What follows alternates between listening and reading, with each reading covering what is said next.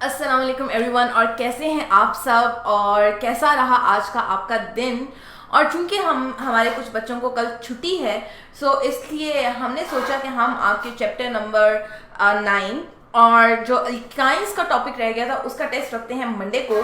So Monday को आपका test होगा अल्काइन और बेंजीन का, यानी कि बेंजीन और अल्काइन का टॉपिक आप करके आओगे और मंडे को हम उसका क्विज लेंगे और उसी तरह से आपके शॉर्ट आंसर क्वेश्चन होंगे और जो रिएक्शंस होंगे वो आप पेपर पे करोगे और मुझे सेंड करोगे on the email ID which is @casachemistry@gmail.com। ठीक है। सो आप लोगों ने क्या करना है, आपने मुझे उस पर आंसर्स अपना टेस्ट सेंड करना है, सो वहीं पे चेक होगा और वहीं से आगे फॉरवर्ड हो जाएगा। ठीक है, क्लियर है, बात समझ आ गई है। सो स्टार्ट करते हैं। फिनोल्स फिनोल्स क्या होते हैं? फिनोल्स होते हैं बेंजीन ग्रुप विद OH। ठीक है, यानी बेंजीन विद OH।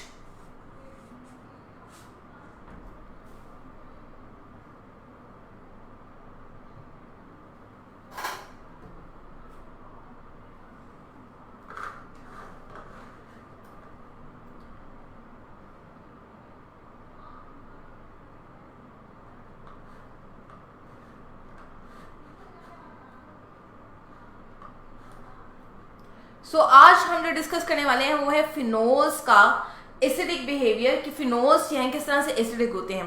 कल मैंने बात की थी हाइड्रोक्सिल ग्रुप की। सो जब आप हाइड्रोक्सिल ग्रुप की बात करते हो, हाइड्रोक्सिल इज इटसेल्फ बेसिक। कल हम ये बात भी कर रहे थे कि जब हमने प्रिपरेशन करवाई थी तो मैंने OH ग्रुप को आपको कहा था कि ये बेसिक होता है। हाइड्रोक्सिल इज बेसिक, ये हमेशा याद रखें। जो हाइड्रोक्सिल ग्रुप होता है ये बेसिक करेक्टरिस्टिक शो करता है। और हमारे साथ न्यू स्टूडेंट है आरेज मुस्तफ़ा। कैसे हैं आप? अस्सलाम वालेकुम। वालेकुम अस्सलाम। इसके अलावा अब्दुल रहमान वहीद हैं हमारे साथ। Welcome to our class. और आएगा सब कल भी थे। सो अभी हम एसिडिक बिहेवियर ऑफ फिनोल की बात कर रहे हैं और बेसिकली हम हाइड्रोक्सिल ग्रुप को थोड़ा डिस्कस करने लगे हैं कि हाइड्रोक्सिल ग्रुप वैसे तो क्या है, वैसे हमारे पास बेसिक है, यानी सोडियम हाइड्रोक्साइड है, कैल्शियम हाइड्रोक्साइड है, पोटेशियम हाइड्रोक्साइड है। ये सारे के सारे क्या है? ये सारे के सारे अल्कलीज हैं। लेकिन जब आप फिनोल की बात करते हो तो फिनोल आपके पास क्या है? एसिडिक है। और देख लेते हैं कि ये अल्कली क्यों नहीं है, एसिडिक क्यों है, उसका रीजन अभी देख लेते हैं। और मोहम्मद फैजान हैं, बोल रहे हैं अस्सलाम वालेकुम मैम। वालेकुम अस्सलाम। कैसे हैं आप फैजान आजकल बहुत खुश हैं क्योंकि फैजान का रिजल्ट बहुत अच्छा आया है। तमाम स्टूडेंट्स को हमारी तरफ से मुबारकबाद। और जिनका रिजल्ट थोड़ा सा गंदा है तो don't worry about that, you have a chance. अगर आप इम्प्रूव करना चाहते हो आप इम्प्रूव कर सकते हो, डोंट वरी अबाउट इट। देखो, टेंशन लेने से मार्क्स इंक्रीज डिक्रीज नहीं होते, हमेशा मेहनत करने से होते हैं। तो उसमें आपने घबराना नहीं है, बल्कि क्या करनी है? मेहनत करनी है और मेहनत करने के साथ साथ प्रैक्टिस करनी है। सो जो आपको मैंने होमवर्क दिया था कल, वो अभी तक मुझे नहीं मिला। सो प्रैक्टिस हो गई मिस, और जब प्रैक्टिस हो गई मिस इसका मतलब है कि होमवर्क नहीं है, प्रैक्टिस नहीं है, पढ़ाई नहीं है। सो प्रैक्टिस आप लोगों ने करनी है ढेर सारी, ताकि आप इसको अच्छे से कर सको। ठीक है। सो आज का जो हमारा टॉपिक है वो है हमारा related to acidic behaviour of phenol. So phenol की अगर हम बात करें तो हम OH ग्रुप की बात करते हैं। सो एसिड हम किसे कहते हैं? विच गिव ऑफ प्रोटॉन, जो कि प्रोटॉन देता है। आप 10th क्लास में इसकी डेफिनेशन पढ़ के आए होंगे। HCl में से हाइड्रोजन निकल जाता है, यानी कि प्रोटॉन निकल जाता है, इसलिए वो एसिड है। सल्फ्यूरिक एसिड में से प्रोटॉन निकल जाता है, यानी कि हाइड्रोजन आइंस निकल जाते हैं, तो वो एसिडिक है। नाइट्रिक एसिड में से प्रोटॉन निकल जाता है, इसलिए वो क्या है? एसिडिक है। सो इस तरह हम कहते रहते हैं ना। सो ये हमारे पास क्या है? ये एसिडिक बिहेवियर है। सो यहाँ पे क्या होगा, बजाय इसके कि हाइड्रोक्सिल निकले, सिर्फ हाइड्रोजन ग्रुप रिमूव होता है। ठीक है, इसलिए हम इसको क्या कहते हैं? एसिडिक कहते हैं। It is weak acid and it's dissociation constant is 1.3 × 10⁻⁻10। और ये pKa वैल्यू यानी कि डिसोसिएशन कांस्टेंट आप पढ़ के आ चुके हो फर्स्ट ईयर में। और अगर आप इसका नेगेटिव लॉग लो और इसको pH में कन्वर्ट करो तो इसकी जो pH होती है इट डिपेंड्स अपॉन कि वो 5 to 6 होती है, कि आपका सोल्यूशन जो है, क्योंकि ये सॉलिड है ना, आप तो इसका सोल्यूशन बनाते हो, सोल्यूशन कितना कंसंट्रेटेड है या कितना कंसंट्रेटेड नहीं है। ठीक है, क्लियर है? Then the negative charge on oxygen atom can become a part of benzene ring। ये इसके रीजन है reason of acidic nature and hence can be stable.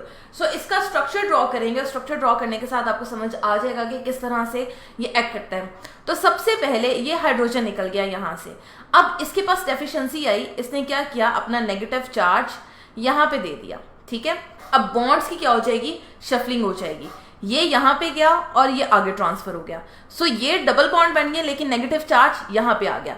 फिर क्या होगा, ये नेगेटिव चार्ज यहाँ पे जाएगा और ये डबल बॉन्ड आगे शिफ्ट हो जाएगा। सो नेगेटिव चार्ज ने क्या बना दिया, डबल बॉन्ड, और ये यहाँ पे आ गया। फिर ये नेगेटिव आगे ट्रांसफर होगा और ये जो डबल बॉन्ड है ये यहाँ पे एज अ नेगेटिव चार्ज आ जाएगा। सो ओवरऑल क्या होगा, एंड तक जाते जाते ये जो आपके पास साइकिल है ये रिपीटिंग हो जाएगा, ठीक है, रेपिटेशन आ जाएगी आपके पास, और इसलिए ये क्या है, ये आपके पास एसिडिक है। यहां तक अगर आपका कोई क्वेश्चन है तो आप पूछ सकते हैं।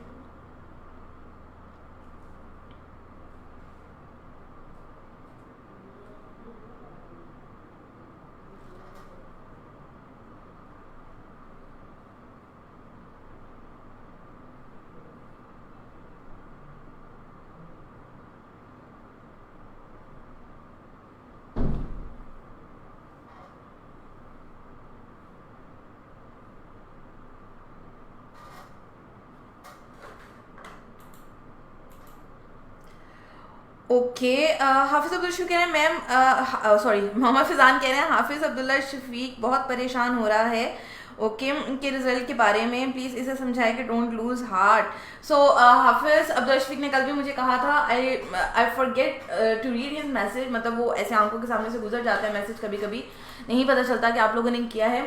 Talk to me on gmail.com, ठीक है, @casachemistry@gmail.com आप मुझे मैसेज कर दें अगर कोई भी इशू है, डोंट वरी अबाउट दैट, ठीक है, घबराना नहीं है। अगर कुछ भी मसला, कोई एडवाइस चाहिए तो आप पूछ लो, ठीक है। रिपीट करने का ऑप्शन होता है, बहुत सारे स्टूडेंट रिपीट करते हैं टू इम्प्रूव देयर मार्क्स, ठीक है।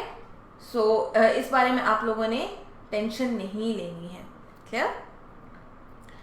सो फिनॉल का रिएक्शन अगर हम आगे पढ़ते हैं OH के, लाइक मैंने कहा ये एसिडिक है, so it can react with any base to form salt and water. इस रिएक्शन को आप क्या बोलते हो, न्यूट्रलाइजेशन।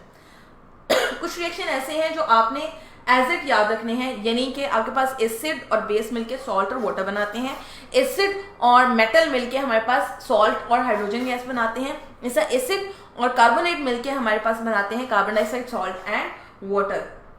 सो ये रिएक्शंस आप लोगों ने क्या करने हैं, याद रखने हैं, ठीक है। और फैजान कह रहे हैं मैम थोड़ा स्लो पढ़ाएं। अच्छा जी, स्लो पढ़ा देते हैं, ठीक है जी, स्लो पढ़ा देते हैं। अब ठीक है, कभी आप कहते हैं मैम तेज पढ़ाएं, कभी कहते हैं स्लो पढ़ाएं, समझ नहीं आती मुझे आप लोगों की, क्या करते हो आप लोग। सो अभी मैं किसका रिएक्शन करवा रही हूँ, हम लोगों ने कल एक रिएक्शन किया था। So this hydrogen will be replace by this sodium, so salt बन जाएगा हमारे पास सोडियम बेंजोएट यानी कि ONA अलोंग विथ वाटर, ठीक है। सोडियम फिनॉक्साइड इसको बोलेंगे, सोडियम फिनाइल ग्रुप है ना, इसलिए फिनॉक्साइड, ठीक है। देन सेकेंड रिएक्शन है, अच्छा ये समझ आ गया है, स्पीड से याद आया, ये समझ आ गया है, फिर हम अगले रिएक्शन पे जाते हैं।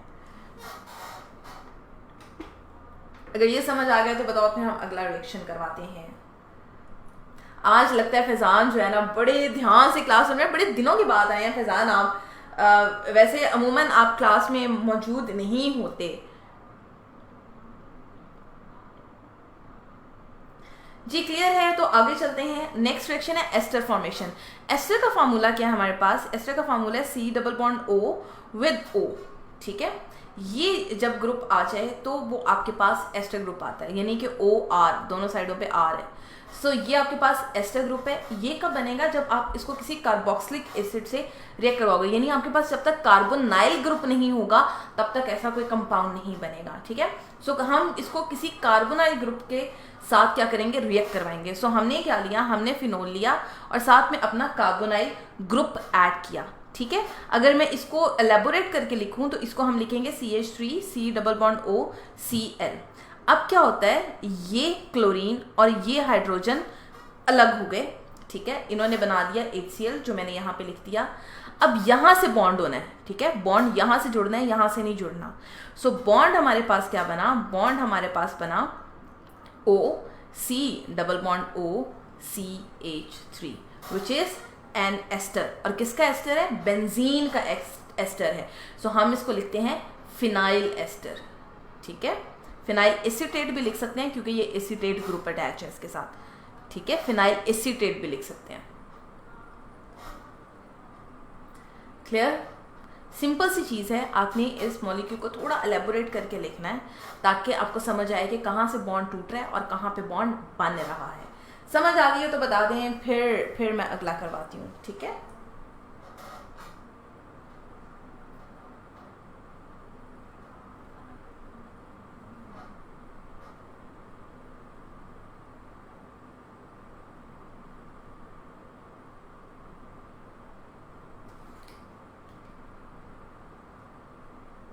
डन है, डन बोल दिया करें, क्लियर बोल दिया करें, कुछ तो बोला करें। ऐसे लगता है जैसे मैं वो होते हैं ना डमीज होते हैं, जब आप किसी कॉस्ट्यूम की शॉप में जाएं तो वहाँ पे डमीज होते हैं, ऐसे खड़े होते हैं अच्छे अच्छे कपड़े पहन के, बिल्कुल ऐसा लगता है कि आप लोग ऐसे स्टैचूज हैं और मैं आपको पढ़ा रही हूँ। सो ऐसा मत करें प्लीज़, अपने रिव्यू ज़रूर दिया करें। समझ आ गई है, नहीं आ रही, ऐसा बोलूँ तेज़ बोलूँ, फिर जब मेरी बात खत्म हो जाती है फिर आप कहते हैं मैं तेज़ बोल रही हूँ। तो जल्दी से बताया करें कि हाँ जी क्लियर हो गया, रिएक्शन ये हो गया, वो हो गया है, कुछ बोला करें।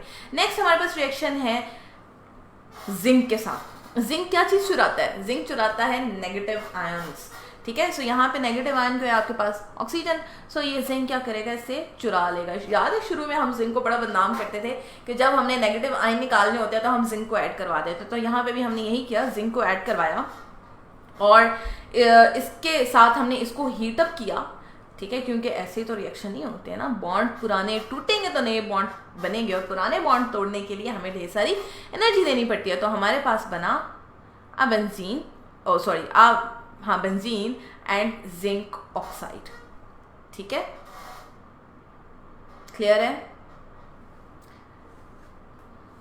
अगर ये क्लियर हो गया तो जल्दी से बताएं, अगला रिएक्शन करना है हमने, यानी कि नाइट्रेशन। नाइट्रेशन हमने की हुई है पहले भी, पिक्रिक एसिड बेंजीन में हमने ये किया था। याद है जब हमने ऑर्थो, मेटा और पैरा पोजीशंस पढ़ी थी, उसके अंदर आपके पास पिक्रिक एसिड था और उसमें TNT भी था, वो जो धमाका खेज मवाद होता है, ठीक है, वो जो इस तरह के रेड कलर के cylinder type Tom and Jerry use करते हैं ना एक दूसरे को फेंकने के लिए, कार्टून्स में यूज़ होता है, असल में ना कीजिएगा प्लीज़। डायनामाइट्स जो होते हैं TNT के बड़े बड़े कंटेनर्स और रखे होते हैं एक दूसरे को धमाके से उड़ाने के लिए। सो उसमें क्या होता है, उसमें 3 जगह पे नाइट्रेट ग्रुप प्रेजेंट होता है, पर ये क्या है, ये हमारे पास पिक्रिक एसिड है, इसमें एक जगह पे हाइड्रोक्सिल ग्रुप ऐड होगा, ठीक है। सो अगर हम 25 डिग्री सेल्सियस पे रिएक्शन करवाएं तो हमारे पास सिर्फ और सिर्फ और 2 डायरेक्शन होती है, ठीक है। मैंने आपको कहा था आपके पड़ोसी होते हैं, ठीक है, जो डायरेक्ट पड़ोसी हैं वो आपके क्या हैं, और 2 पड़ोसी। जो एक घर छोड़ के हैं वो कौन से पड़ोसी हैं, मेटा पड़ोसी। और जो आपके बिल्कुल सामने रहते हैं वो कौन से होते हैं, पैरा पड़ोसी, ठीक है, साथ में और उससे भी आगे और फिर बिल्कुल सामने। सो यहाँ पे क्या है, यहाँ पे आपके पास जो कंपाउंड बनेगा वो होगा आपके पास कौन से वाला होगा, और 2, ठीक है, और 2 बनेगा। सो OH ग्रुप हमारे पास पहले से है, इसके आप यहाँ भी लगा सकते हो और यहाँ भी लगा सकते हो NO2 ग्रुप, ठीक है। इसको रिएक्ट करवाओगे आप नाइट्रिक एसिड के साथ HNO3 के साथ, तो NO2 ग्रुप लगेगा आपके पास। इस पोजीशन पे भी लग सकता है, इस पोजीशन पे भी लग सकता है, दोनों ही आपके पास क्या है, और 2 पोजीशन, ठीक है। और साथ में आपके पास अलग से लगेगा पैरा पोजीशन। पैरा पोजीशन कहाँ पे होगी, इसके ऑपोजिट।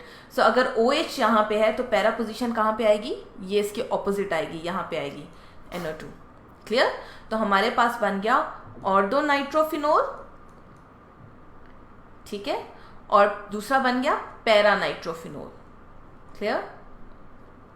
लेकिन अब जब हम टेम्परेचर को इंक्रीज करेंगे तो क्या होगा, तो हमारे पास ऑर्थो और पैरा एक साथ अटैच होंगे, ठीक है। ये तो हमने रूम टेम्परेचर पे किया ना, अब हम इसका टेम्परेचर हाई कर देते हैं। सो हाई करने से क्या होगा, हाई करने से ये होगा हमारे पास heat and concentrated sulphuric nitric acid use किया, तो ये दोनों हमारे पास आएंगे कंपाउंड्स, यानी कि अगर यहाँ पे OH है तो यहाँ पे NO2 इसकी पैरा पोजीशन पे और इसकी इसकी ऑर्दो पोजीशन पे और इसकी पैरा पोजीशन पे, ठीक है, तीनों जगह लग जाएगा और इसको हम बोलते हैं पिक्रिक एसिड, यानी कि ऑर्दो पैरा नाइट्रोफिनोल। क्लियर? और इसको हम कहते हैं पिक्रिक एसिड। यहां तक अगर कोई चीज अनक्लियर है तो पूछ लें। रिएक्शन का मैकेनिज्म, अगर आप बेंजीन का चैप्टर खोलो, पेज नंबर मैं आपको बता देती हूँ, पेज नंबर है, ये मैकेनिज्म आपने किया हुआ है। सो अगर कभी आपको रिएक्शन पूछा जाए कि हाँ जी पिक्रिक एसिड बना के दिखाएं, so please you have to follow the mechanism as well. 2-3 दफा करवाना मुश्किल होता है। सो पेज बताने लगी थी आप लोगों को, पेज कौन सा है, नाइट्रेशन का पेज है, पेज नंबर 183, ठीक है। नाइट्रेशन का मैकेनिज्म उस पेज पे दिया गया है। अभी कोई क्वेश्चन है तो जल्दी से पूछ लें।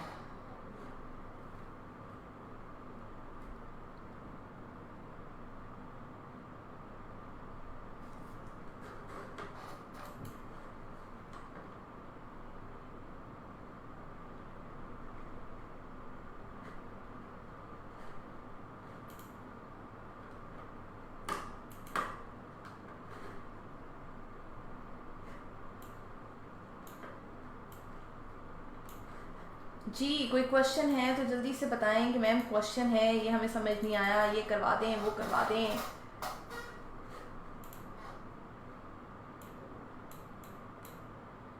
क्लियर है? चलें जी आगे चलते हैं। नाइट्रेशन के बाद है सल्फोनेशन।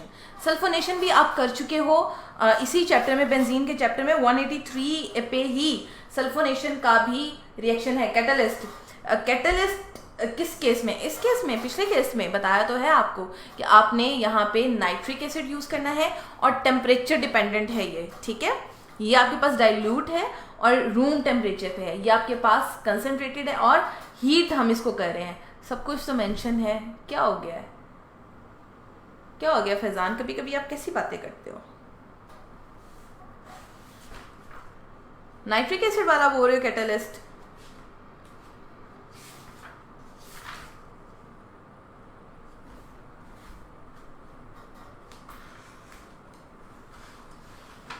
बताया तो करो, फिर पूरी बात बताया करो ना। चलें जी उतनी देर नेक्स्ट करते हैं। नेक्स्ट है हमारे पास सल्फोनेशन। सल्फोनेशन में हम क्या ऐड कर रहे हैं?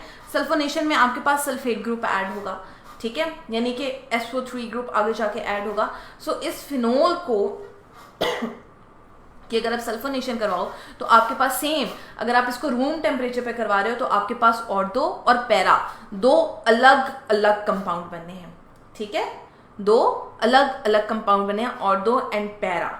सो आपके पास क्या है, फॉर एग्जाम्पल ये मेरा टेढ़ा हो गया, सॉरी फॉर दैट। आपने टेढ़ा नहीं बनाना, नंबर काट लेगा एग्जामिनर आपके। एक तो हमें समझ नहीं आता एग्जामिनर नंबर काटने किसको पसंद होती है, नंबर काट ले हम। सो अगर यहाँ पे OH है तो यहाँ पे बोला है मैंने, यहाँ पे यहाँ पे, दोनों पे किसी एक पोजीशन पे आप इसका SO3H ग्रुप शो करवा सकते हो, ठीक है। ये कौन सा है? ऑर्दो सल्फो फिनोल, ठीक है, ये ऑर्दो सल्फोफिनोल है। और अगर आप इसको प्रायोरिटी ऑर्डर के लिहाज से देखते हो तो हम सल्फेट ग्रुप को ज्यादा प्रायोरिटी देते हैं, तो हम इसको कहते हैं ortho hydroxy benzene sulphonic acid, ठीक है।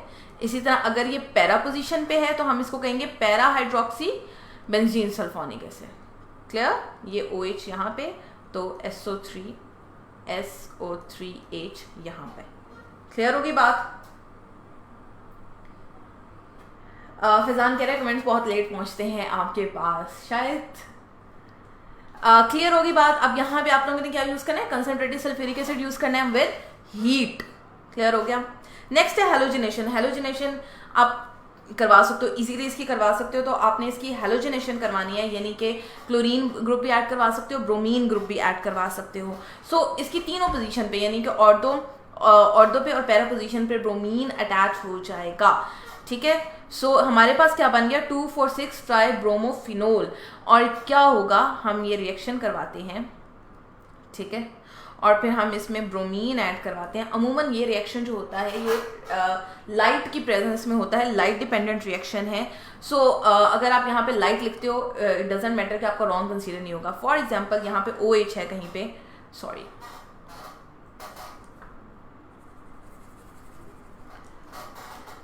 OH है, तो आपके पास कहाँ आएगा, ऑर्थो पोजीशन पे और पैरा पोजीशन पे, यानी कि यहाँ पे OH है तो यहाँ पे ब्रोमीन आ जाएगा, यहाँ पे ब्रोमीन आ जाएगा और यहाँ पे ब्रोमीन आ जाएगा, ठीक है।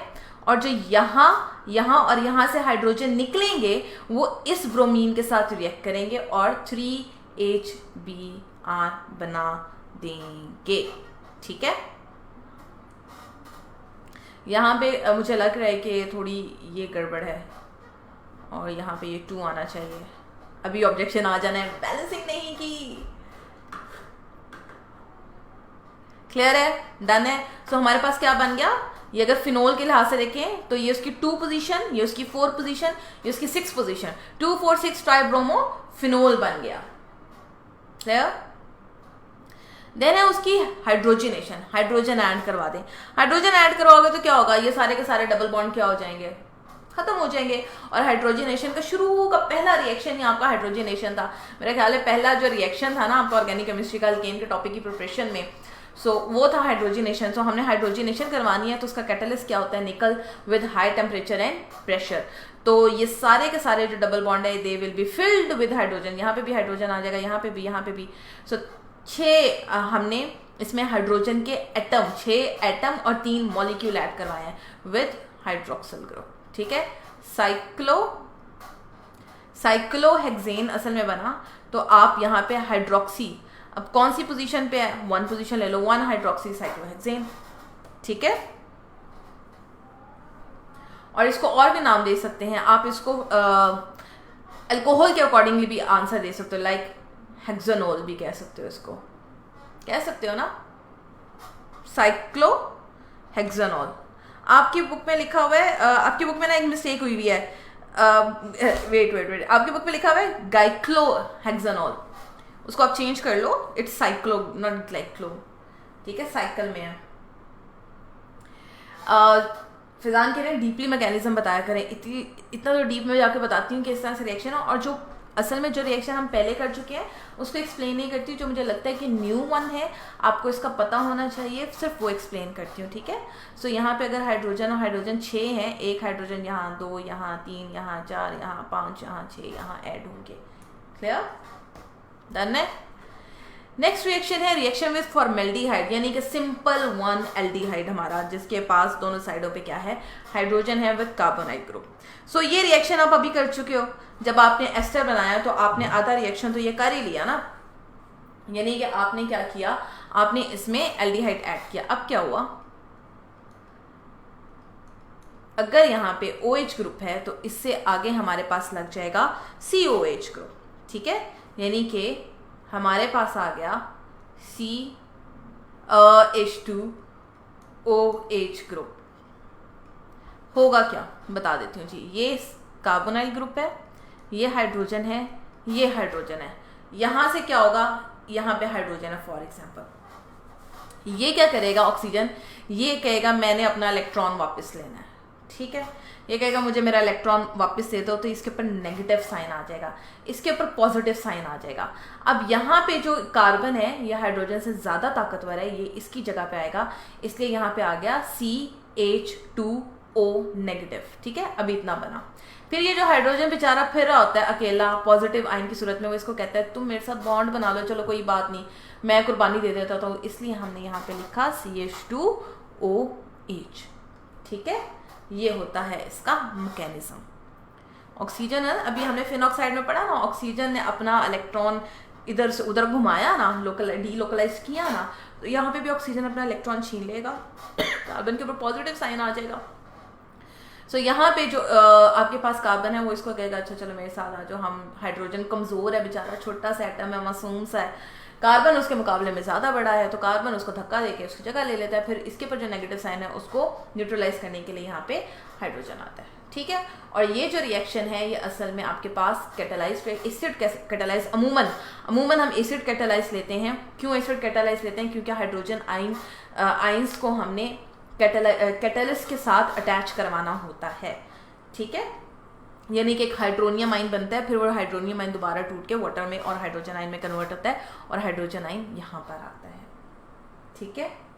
क्लियर है? So phenol react with formaldehyde in the presence of acid और alkali to give hydroxyl benzyl alcohol which on further reaction with phenol became bakelite। Bakelite का रिएक्शन अभी नहीं बता रही मैं आपको, अभी सिर्फ इतना करवा रही हूँ, पॉलीमराइजेशन जरा आराम से करवानी है आपको। अब इस तरह के आपने मॉलिक्यूल्स लिए, ठीक है।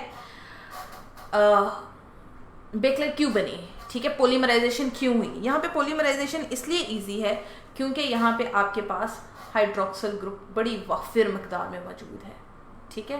हाइड्रोक्सिल ग्रुप जो होता है अमूमन जब पॉलीमराइजेशन होती है तो कंडेंस होकर निकल जाता है, यानी कि वाटर की फॉर्म में क्या होता है, निकल जाता है, ठीक है। सो इसलिए जितने भी वो कंपाउंड है आप देख लो, जितने भी बायोपॉलीमर्स हैं आगे जाके हम पढ़ेंगे बायोमोलिक्यूल्स, उसमें अमूमन जो वाटर होता है वो निकल जाता है और वहाँ पे उनके जो ब्रिज बन जाता है, जो दूसरे मॉलिक्यूल्स का ब्रिज होता है वो बन जाता है और इससे हमारे पास पॉलीमर्स बनते हैं, ठीक है। बायो के स्टूडेंट्स को जरा ज़्यादा अच्छा पता लग गया होगा किस तरह से होता है। सो अभी अगर हम इसका मॉलिक्यूल बनाएं तो हम कैसे बनाएंगे? हम ऐसे बनाएंगे कि हम ऐड करते हैं यहाँ पे फिनोल, बल्कि ज़रूरत क्या है, एक्शन ऑलरेडी लिखे होते हैं, हमने सिर्फ प्रोडक्ट लिखने होते हैं।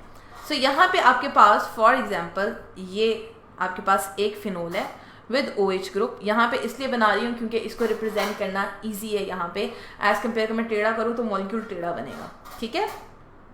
देन इसकी नेक्स्ट पोजीशन पे लगा होगा CH2, ठीक है। ये आगे फर्दर कनेक्ट होगा एक और से, ये OH, ये आगे कनेक्ट होगा, यहाँ पे CH2 ग्रुप होगा, ठीक है। यहाँ पे भी CH2 ग्रुप होगा। फिर यहाँ नीचे ये कनेक्ट होगा किससे? CH2, ठीक है। देन अगेन इस तरह आ जाएगा और यहाँ पे OH आ जाएगा, ठीक है। यहाँ पे भी CH2 आएगा, यानी कि जो इसकी कनेक्टिंग बॉडी है ना वो CH2 है। ये आ जाएगा आपके पास, ये फिनोल अटैच है through CH2, this one is CH2 और यहाँ नीचे OH ग्रुप। सो ये जो यूनिट है ये बार बार रिपीट करेगा अपने आप को, इसको हम बोलते हैं बेकलाइट, ठीक है।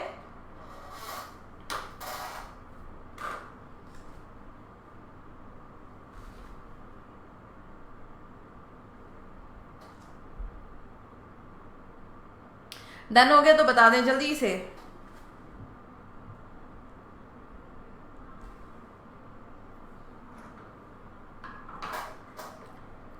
नेक्स्ट है आपका होमवर्क है फिनोल को बेंजीन में कन्वर्ट करना है, फिनोल को पिक्रिक एसिड में कन्वर्ट करना है, फिनोल को बेकलाइट में कन्वर्ट करना है। प्लीज होमवर्क क्या करें क्योंकि homework is from your past paper questions. So अभी से प्रैक्टिस नहीं करोगे तो पेपर में क्या करोगे, ठीक है। ठीक है जी, बेकलाइट दोबारा समझानी है, यहाँ पे समझा दूँ, मेरे पास जगह ज़्यादा है। क्या हुआ, मेरे पास ये रिएक्शन के बाद की स्पेस है, ठीक है। ये मेरे पास एक फिनोल ग्रुप है, इसकी जो कनेक्टिंग लाइन है ना, कनेक्शन जो इसका ब्रिज है जो इसको कनेक्ट करेगा वो आपके पास हमेशा क्या है? CH2। एक फिनोल को दूसरे फिनोल से जोड़ता है CH2। ये आगे फर्दर एक और फिनोल से जुड़ा होगा, ठीक है। ये आगे फर्दर इस साइड पे एक और फिनोल से जुड़ा होगा, नीचे ये जुड़ा हुआ है, फिर ब्रिज है इसके CH2 ग्रुप, ठीक है। फिर उसके नीचे फिनोल है, फिर इसको जोड़ने वाला CH2 ग्रुप है। यहाँ पे भी ये CH2 ग्रुप के साथ एक और फिनोल से अटैच है, ठीक है। यहाँ पे ये फिर एक और फिनोल से अटैच है जो आगे CH2 से अटैच है। ये CH2 आगे एक और फिनोल से अटैच है। सो ये 4 फिनोल का एक यूनिट है जो अपने आप को n times, multiple times repeat करता है। और अमूमन जो हमारे पास जब हम पॉलीमराइजेशन करवाते हैं, so it's not an easy process. इसके लिए हमें कैटलिस्ट यूज़ करना पड़ता है। और यहाँ पे जो हमने यूज़ किया है वो हमने यूज़ किया है सोडियम हाइड्रोक्साइड को, ठीक है।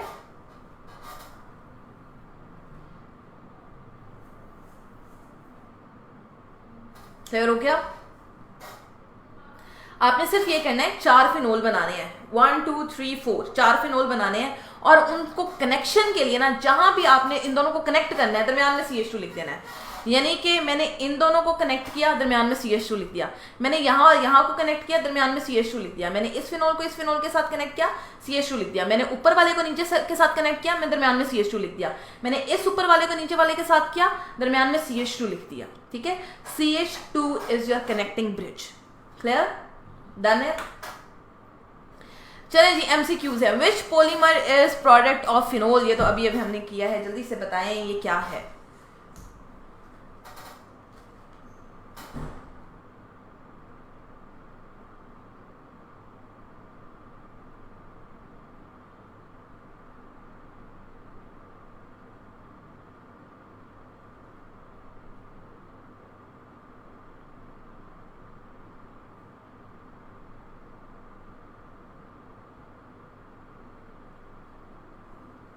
जल्दी से आंसर दें, इनके क्या क्या आंसर्स हैं।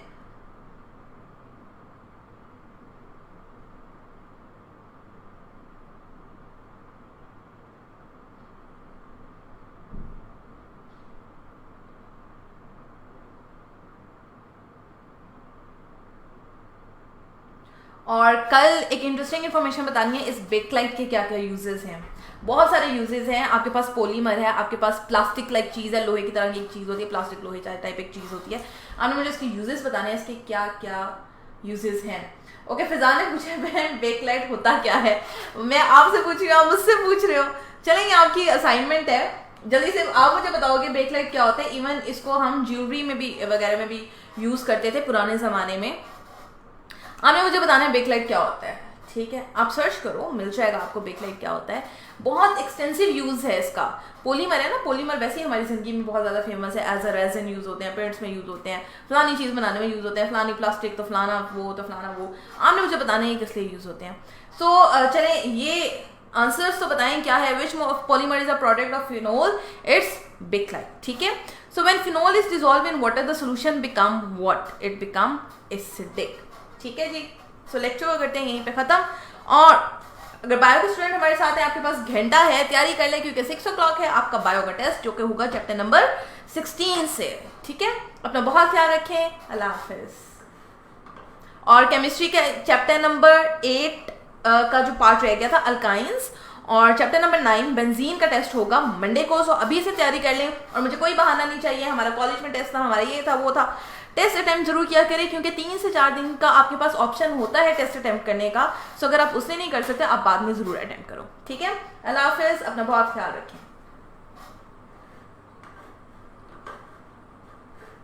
और फैजान, आपके आंसर हमें ठीक ठीक मिल गए हैं, बिल्कुल ठीक बता दिया आपने। So we are going on leave. ठीक है, कल मिलेंगे एक नए लेसन के साथ, और कल हमारा इस चैप्टर का लास्ट टॉपिक होगा ईथर्स।